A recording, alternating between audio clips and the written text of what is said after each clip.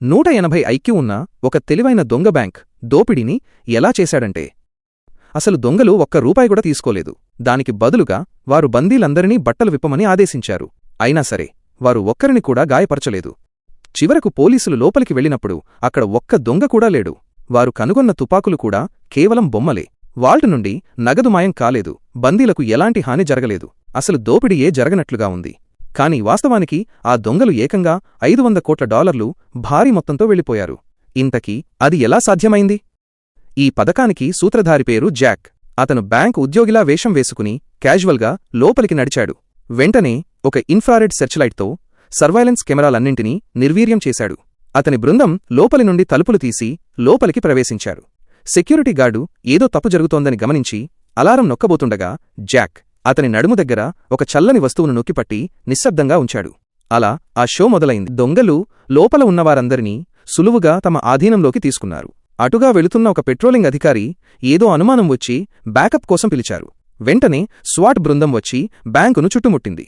కాని జాక్ ప్రశాంతంగా ఉన్నాడు. ఎందుకంటే ఇదంతా అతని ప్లాన్లో భాగమే. బందీల మార్పు.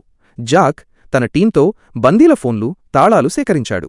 బందీలందరినీ బట్టలు విప్పించి యూనిఫాంలు ధరించమని ఆదేశించాడు. దొంగలు కూడా అదే రకమైన దుస్తులు, మాస్కులు ధరించాడు. ఆ తరువాత బందీలను వేర్వేరు గదుల్లోకి మార్చాడు. ఒక వృద్ధుడు అనారోగ్యానికి గురైనప్పుడు జాక్ వెంటనే అతన్ని చికిత్స కోసం బయటకు పంపాడు. ఇది అతనిలోని మానవత్వాన్ని చూపడమే కాకుండా పోలీసులను అయోమయంలో పడేసే ఎత్తుగడ. అసలు లక్ష్యం అందరూ నగదు కోసం చూస్తారని అనుకున్నారు. కాని జాక్ అక్కడ ఉన్న నగదును, విలువైన సేఫ్ను పట్టించుకోకుండా ఒక యూటిలిటీ రూంలోకి వెళ్లాడు. అక్కడ నేలను పగలగొట్టడం ప్రారంభించారు.